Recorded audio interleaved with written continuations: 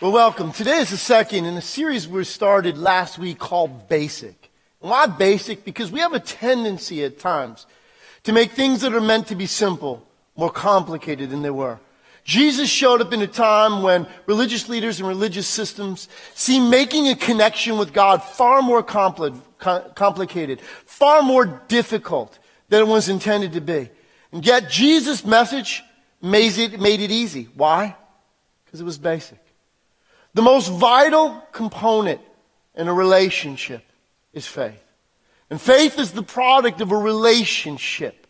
And that's what Jesus came. We say that at times Jesus came to give us didn't come to give us religion, but he came to give us a relationship. But you see, the whole reality that you and I need to understand is that Jesus came and provided the natural flow of relationship to be the order for you and I, just as it was in his time. He didn't ask a lot up front. He simply said to people, follow me. Come to get me know me. Because think of the natural order of relationships. You get to know somebody. And the more you know them, the more you believe in them. And the more you believe in them, the more you're willing to order your life around them. And so it is that there are three components to the reality. The word faith comes to this understanding that it is first an acknowledgement of what God said, to believe it's true, and once we acknowledge it, to surrender to it. And once we've surrendered to it, is to conform our lives to the surrender that we gave. To in essence, it's a process, it's a progression that God did, and it's natural. And that's why Jesus, the starting point, like we talked about last week, follow. He didn't ask for a lot up front. One of the reasons people get turned off to church is because there seems to be a lot of pressure, a lot of things to say, do this and do that, and asking people to obey. But here's the simple order of this series. Follow, believe, obey. Frustration and difficulty is when you get it out of order. Jesus had enough confidence to know this. Just follow me. Just listen. Just observe. Just learn. And then you'll come to a conclusion. What do you believe? What do you, out of what you discover, assess? See, the natural reality is this. When you hang around, when you get to know Jesus, you'll learn to believe in him. And it's believing in him that will give you the next step to conform your life to him. Putting it out of order creates confusion and frustration. And that's not whatever I see. It's personal. God invited us into this personal reality of a relationship. Get to know me. Take the time. It's natural in this regard. There's not a time limit in God says you have to learn by this time or that time. Follow as long as it takes. But here's the point that you and I need to realize. It will lead us to a place of believing. And what is believing? If you're taking notes, listen, I put this in your notes today. The word believe is the word pisteo. And the word pisteo literally means this: to believe, to be persuaded of, to place confidence in, to trust, signifying reliance upon, not mere credence. In other words, it goes beyond acknowledgement to a commitment. And so if you're taking notes, listen. Believing is committing to trust. Believing is committing to trust. Jesus allowed individuals to follow him. The same invitation is available to you and I today. It is no different. That we can get to learn him. How? By reading about him, by understanding him, by discovering for ourselves, not what somebody else says, but what we discover by following, by observing, by listening, by determining for ourselves. Who is Jesus? Why? Because when you follow somebody long enough, there's always going to be a point in which you have to determine. Here's the deal. Jesus allows us to follow, but there will always be a point that'll come down to what I call the DTR discussion. What do I mean by that? Determine the relationship. In other words, who am I to you? His followers, one day he asked them, coming into the city of Caesarea Philippi, first he asked, who do people say I am? And they had all kinds of ideas that people, what was the word on the street about Jesus? But then he turned it and made it personal. He said, but who do you say I am? Because you know what the thing that Jesus is always going to come back to with you and I? Because he desires relationship, there's always going to be a point when he wants us to determine for ourselves, am I one of many, or am I your one and only? Am I the first in the course of many, or am I the exclusive one and only for you? In other words, here's the way you can think about it. In your heart, is there a seat or is there a couch? Is there a couch that you give me a place on, or is there a throne that you allow me to rule on? The question comes down to, am I enough for you? Am I all you ultimately want or need? You see, what you and I need to recognize in this, the normal outflow of relationship, what's the most intimate, the most personal, the most strong and satisfying of all relationships that human beings enter into? Anyone take a guess at that? What's the most intimate of all relationships that we have? Marriage, right? And why does the Bible use the discovery that a believer is to Christ like a husband and wife are to one another? Why does it use that realization? Because it comes along that when two people get to know one another, there ultimately comes a time where a discussion has to take place. And this discussion, when happens, usually makes men create sweat on their brow. Their hands get slippery, drinks fall out of it. When you ask, where is this relationship going? In other words, where is the future in this? Where is this? The determine the relationship discussion says, are we in this to be exclusive? Am I enough for you?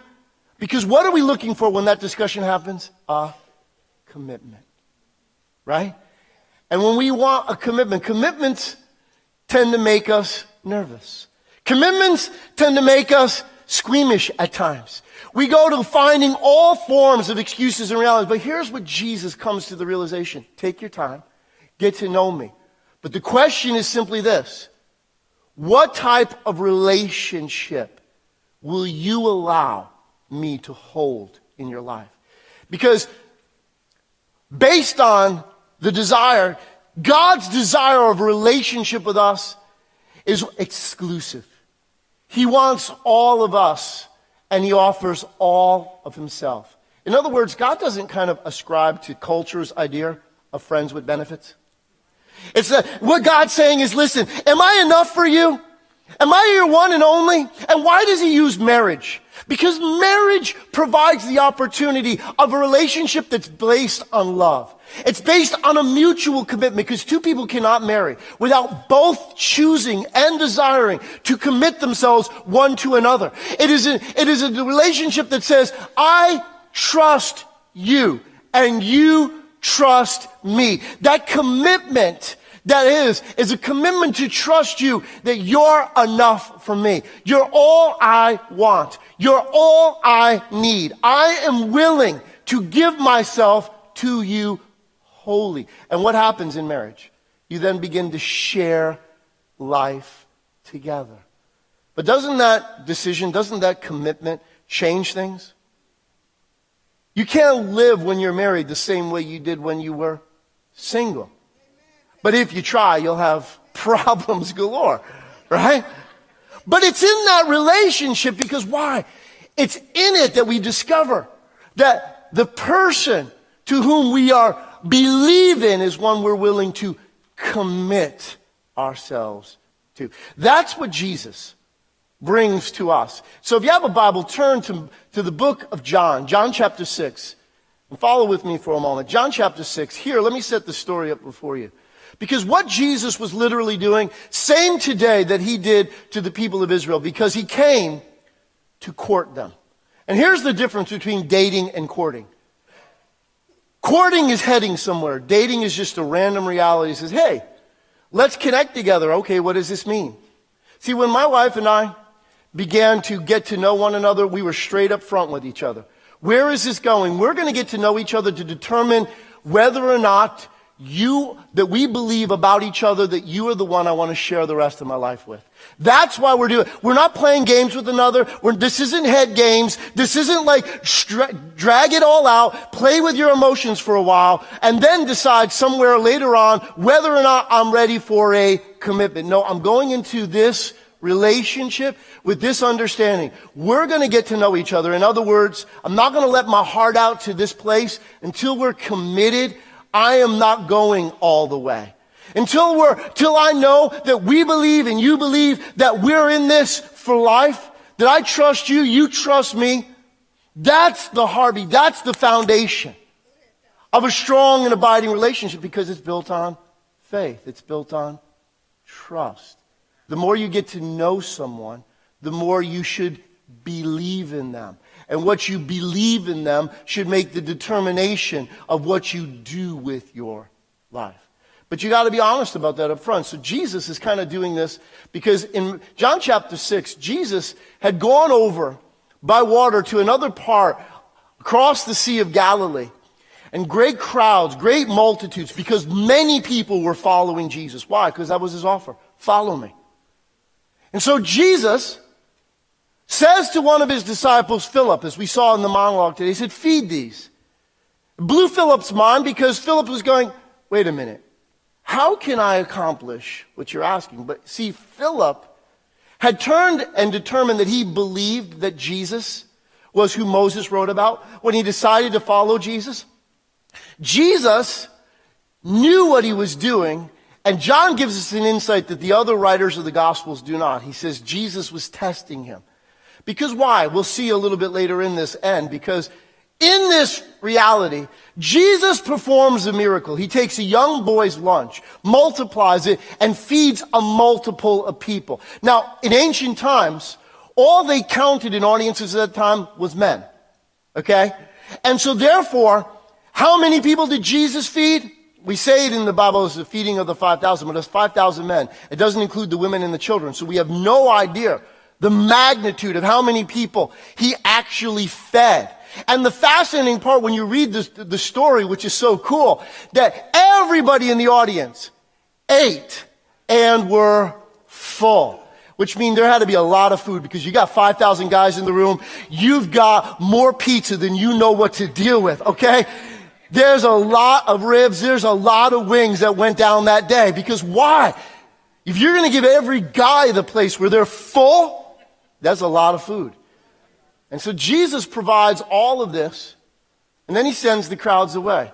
Tells his disciples to get into the boat and go over back to the city of Capernaum, where their base of headquarters was.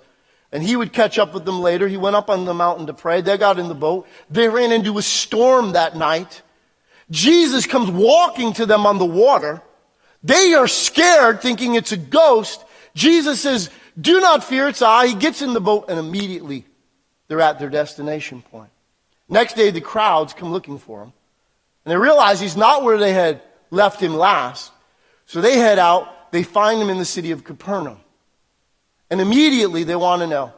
And Jesus says to them, you're looking for me, not because you saw a miracle, but because you ate and you were full.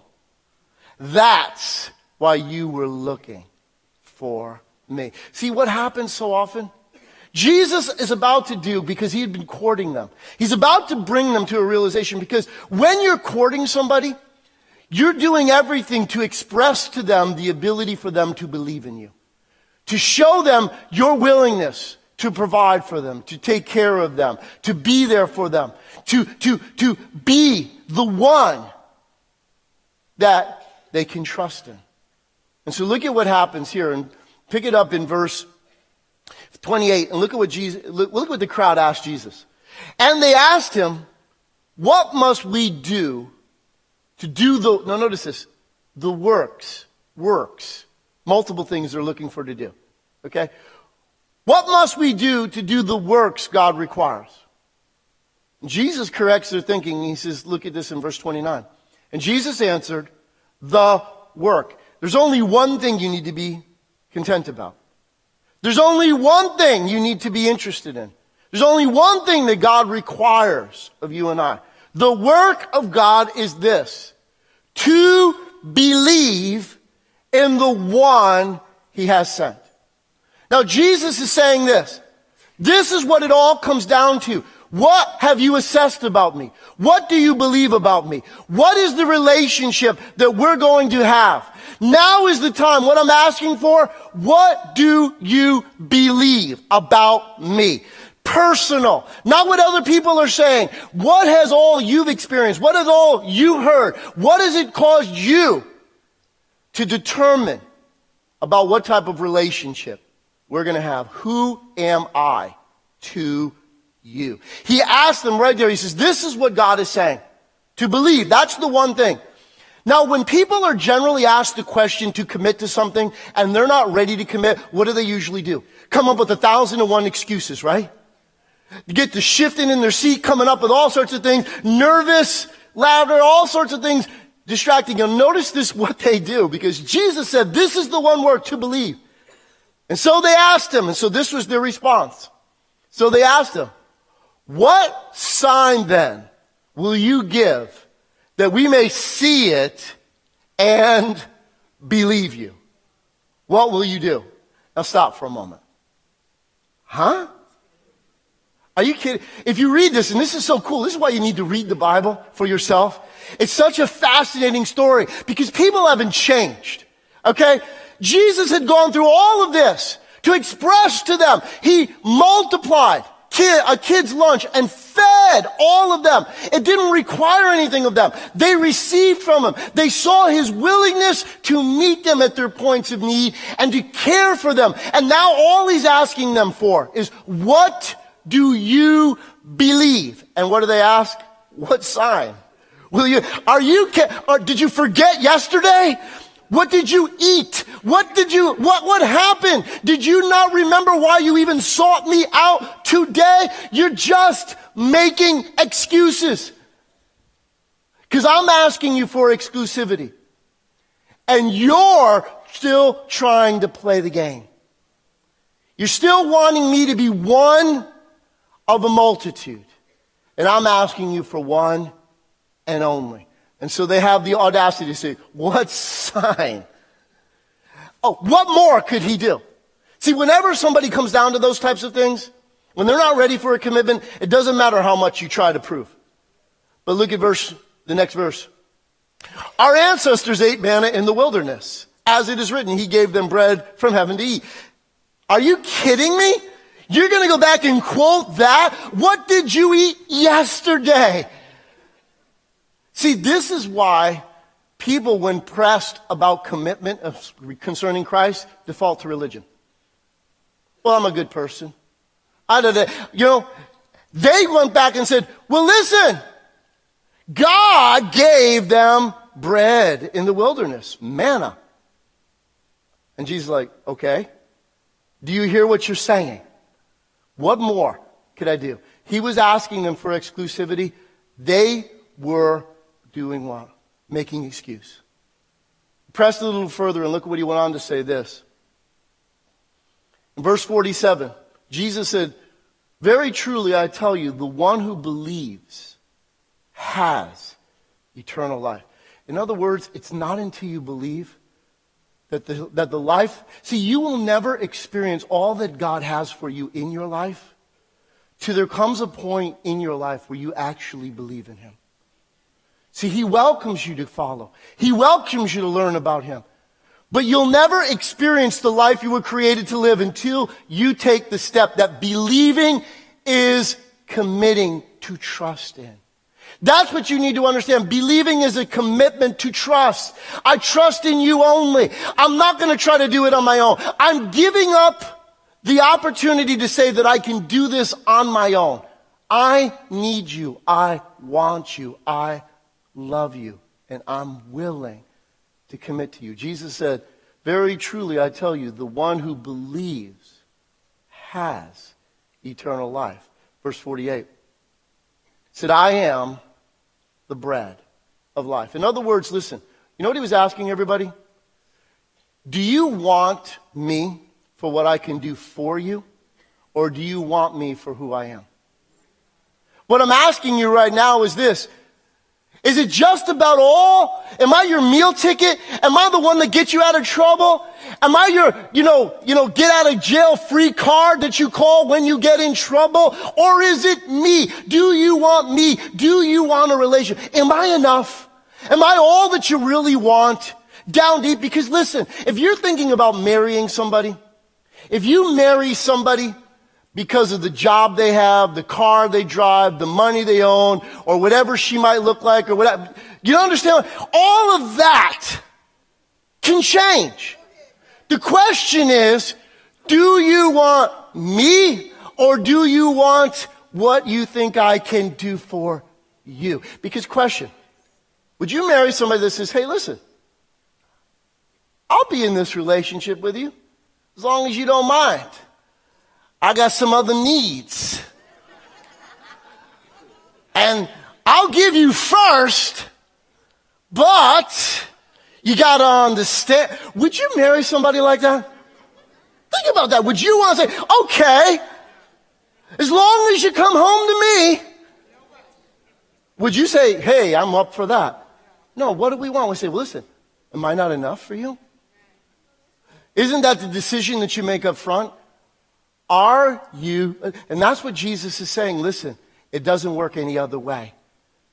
I cannot be one of many because I am the one and only. I am the bread of life. In other words, it's all about me right now. What do you believe about me? Do you want me? I am the bread of life. Look at verse 49. Your ancestors ate manna in the wilderness, and yet they died. Verse 50. But here is the bread that has come down from heaven, which anyone, see the offer is to all, which anyone may eat and not die. Verse 51. I am the living bread that came down from heaven. Whoever eats this bread will live forever. This bread is my flesh, which I will give for the life of the world. Now right away, at that moment, Jesus was pressing them for a commitment. But you see, anytime you don't want to make a commitment, you'll find an excuse as to why. They're like sitting there going, okay, literally you want us to eat your body and drink your blood. What is this, the zombie sermon?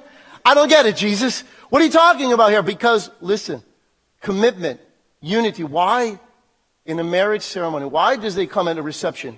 And because this has been so misused in our time, why do we have a point at a reception when the bride feeds the groom and the groom feeds the bride? So they can embarrass each other and smack cake all over their face and sing some goofy song? Is that why we do it? That's why people just, despise the idea of the whole. But no, it's a symbolism. It says, listen, you and me, I and you, we are one. You see, to live, everything you eat requires something to have sacrificed itself first. When you eat a plant, the plant had to die at the point at which you ate it. It gave itself for you. To eat an animal, whether a cow, a pig, whatever it is, it had to give its life so that you could eat it and live. What was Jesus saying to them? I'm about to give my life for you. I'm giving all for you. The question is, am I enough for you? Am I all your heart longs for? Will you stake it out? Am I the one and only, or am I just one of many? What I'm asking is this. Will you give me a commitment to trust in me and me only? That's what he was asking here. See, you can take anything from God. Jesus said to them, my words are spirit. He goes, my words are spirit and life. In other words, you want to sit and make excuse. It's like when Jesus said the term that if your right hand offends you, cut it off. Did he literally mean to go to the shed, get your hatchet, and cut it off? No, but what he means is simply this. And if you've ever done something, you know what you struggle with. And God said, when you're willing to lay that aside for me, it will feel sometimes like cutting something off that you feel like you can't deal with. Maybe you struggle in the area of dating. and you go too far. You know it, you get involved in it, you take it to a place where you know it don't get, but the idea of not dating for a while so you can get it under control would feel like cutting your arm off. Jesus said, listen, how much do you want me? You can make any excuse and say, oh, was he asking me to literally gouge my eye out? No. Maybe turning your computer off, maybe getting a filter system for your computer, maybe doing something that protects you from going somewhere may feel like that to you. But you see, whenever commitments come down, you can find rabbit trails and ways around as long as you're not willing to be relational. At the moment, Jesus is asking, do you want me? Or is it just about what you think I can add to your life? Jesus is saying, I'm not an additive. I'm the whole thing. Now look what happened. Look at verse 66. From this time, many of his who? Disciples. We're not talking about just the crowds. We're talking about people who were followers. Many of his disciples turned back and no longer what? Followed him. See, Jesus keeps following, but there's going to come a point where what you discover, what you learn is going to lead you to make a decision. And indecision is a decision in itself at times. Because there's two. How many miracles will you see before you believe? That's what the crowd was trying to say. Show us another miracle. Like the miracle you saw yesterday wasn't big enough. When you're ever at that point, then there's just something in you that doesn't want to believe. And listen to me. What's fascinating here is this. What the Bible teaches us is that God will never reject us.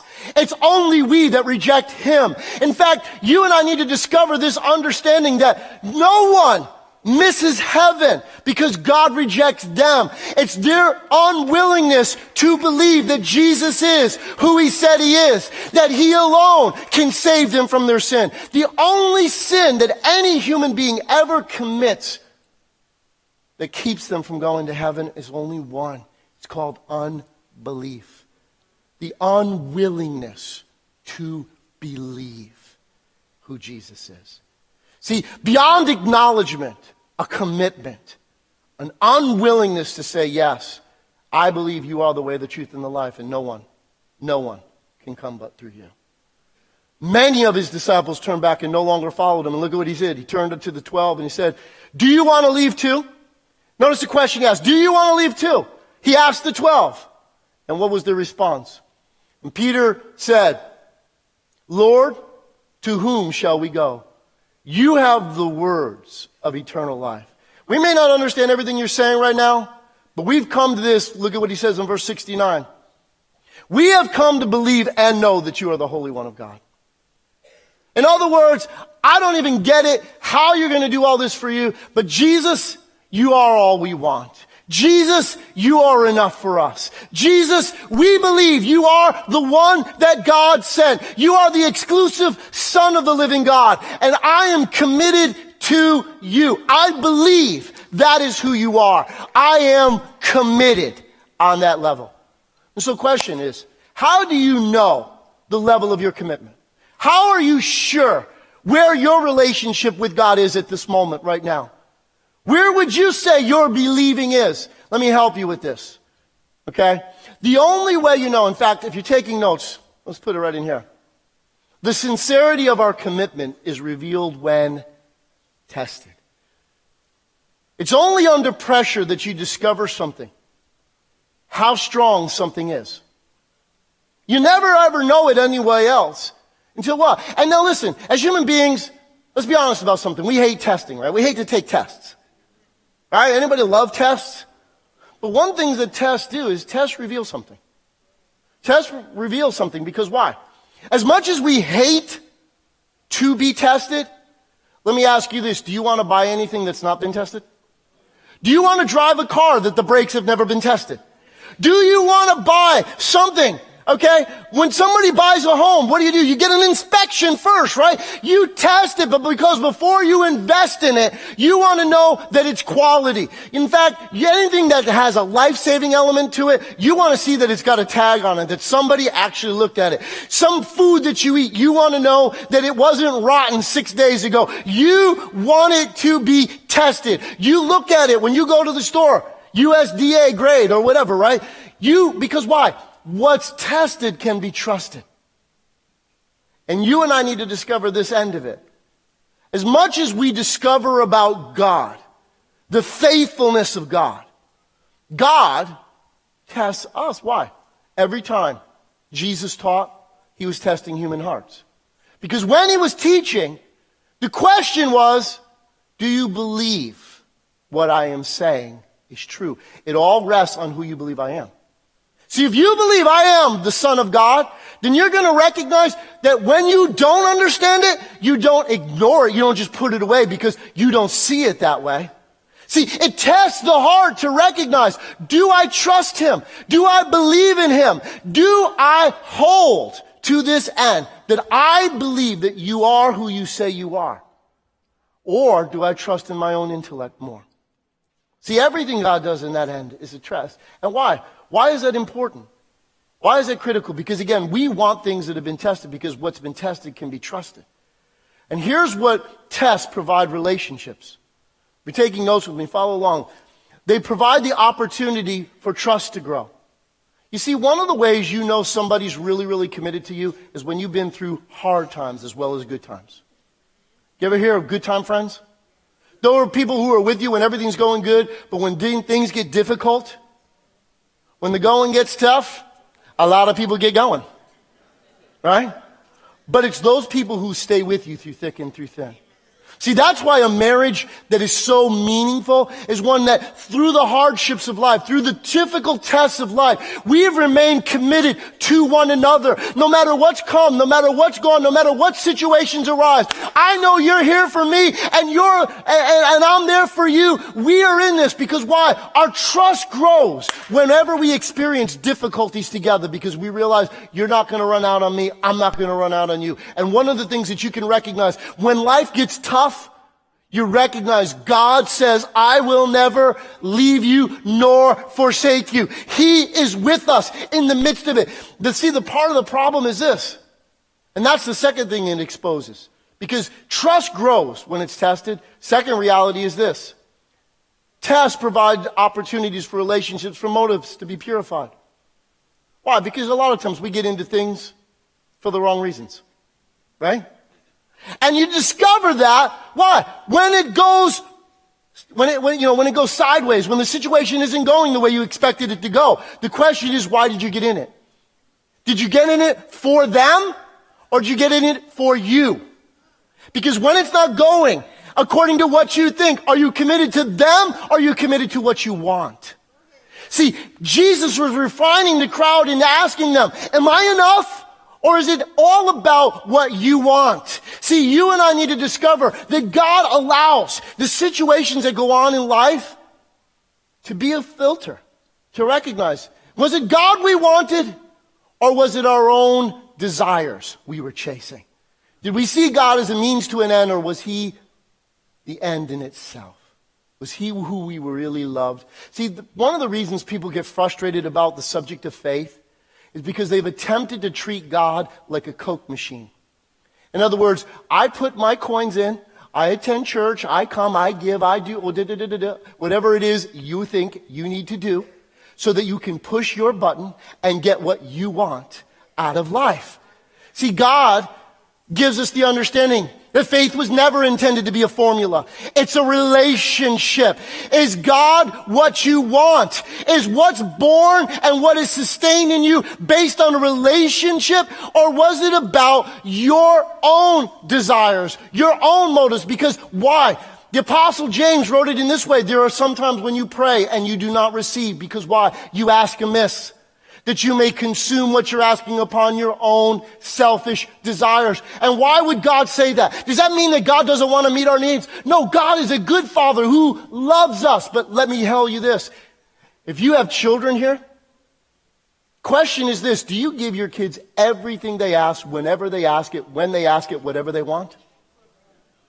Well, the simple reality is, if you do, what you will raise is a spoiled brat who will expect everything in life to be handed to them. That anytime things are difficult, they're going to bail out because I'm not in it for this. But you can go on the opposite end of the thing. You can be too hard as a parent and never give. No, God said it's the Father's good pleasure to give you the kingdom. But you see, he purifies our hearts to say, what is it you're after? Me? Because if you trust me, no matter what comes on in life, you won't get angry at me because this is going on. You realize that I'm your help, not your hurt. I'm not the one creating the problem. I'm the one that will guide you through. But what did you want? Me? Or was it about something else? See, it purifies our motives. Whenever tests come into relationships, think about it that way. That's how you find out whether someone is in it for the right reasons or not. When things don't go well. And life just comes that way. The Bible says, count it all joy when trials and tests come into your life. Why? Because if God's who you really wanted, He's faithful no matter what transpires to make the way of escape. But what happens is if you got in it for the wrong motives, you'll get angry. You'll blame God for what's going on because all you really wanted in the end was your desire. And Jesus is saying, listen, I love you, but do you want me? Or do you want what I can do for you? See, tests purify motives, but they also do this. Lastly, false perceptions can be exposed. You know what I mean? People come into it. Here's one of the reasons. People come into it, they have these ideas, false ideas. I don't know where they're derived from, but we all have ideas about God, that they're not all founded in what God said because we haven't followed close enough. People will say this, you know what? I thought coming to Jesus meant all my problems would go away.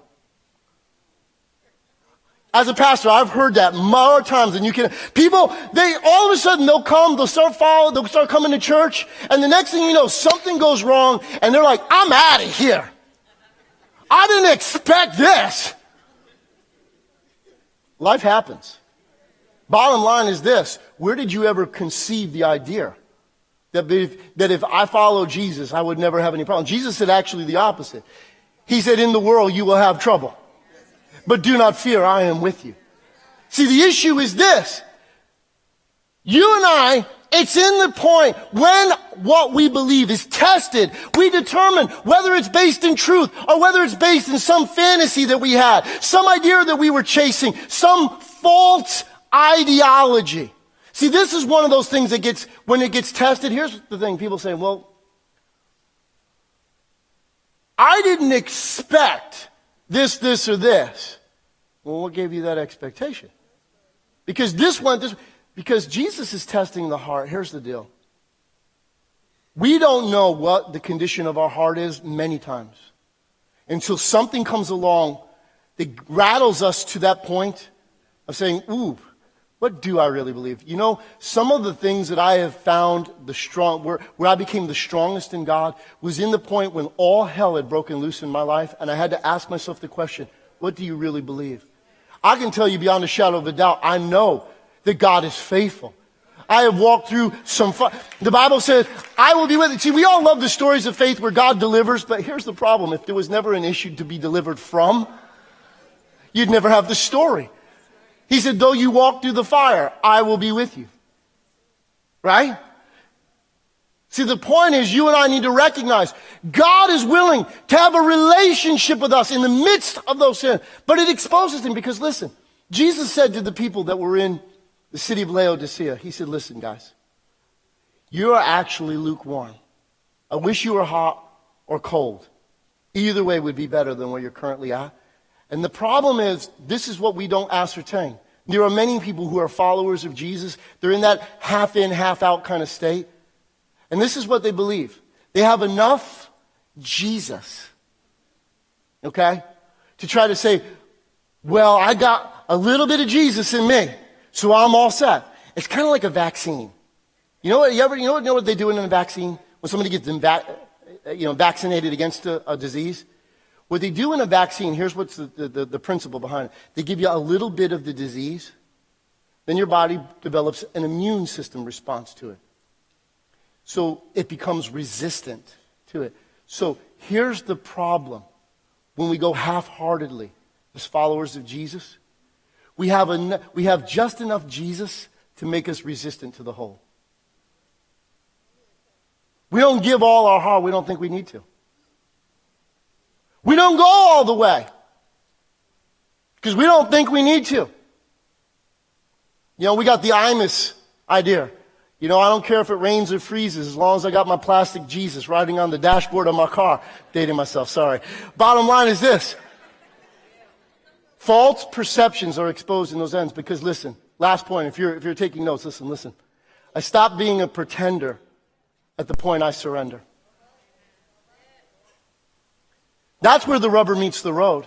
So you can say all the right things, you can go through all the motions, but I stopped being a pretender at the point I surrender. Instead, Jesus, I believe in you. No matter what comes, no matter what situations are, I believe in you. I believe you are the one and only Son of God. I believe you are all my heart ever longed for. Therefore, no matter what comes, no matter what I experience in life, I will not turn from you. I will stay faithful to you because I know that you are committed to me. Therefore, I will not reject you.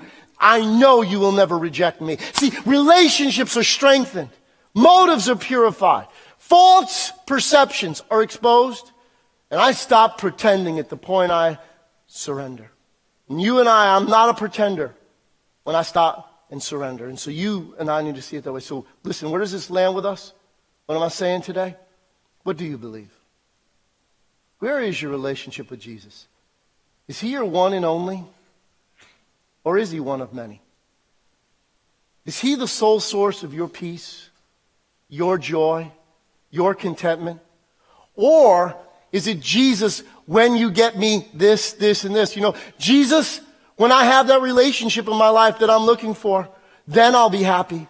Then I'll have joy. When I have this job, when I have this, when I have that, and is all the rest of that stuff? Or is it just Jesus? Jesus said, follow me. Follow me. I don't have a problem. Learn about me. Observe me. But there will come a point when you'll have to determine. The DTR needs to come up. You have to determine the relationship. Because I want to share my life with you. But it's only when you're willing to commit to me that you will experience ultimately what I have for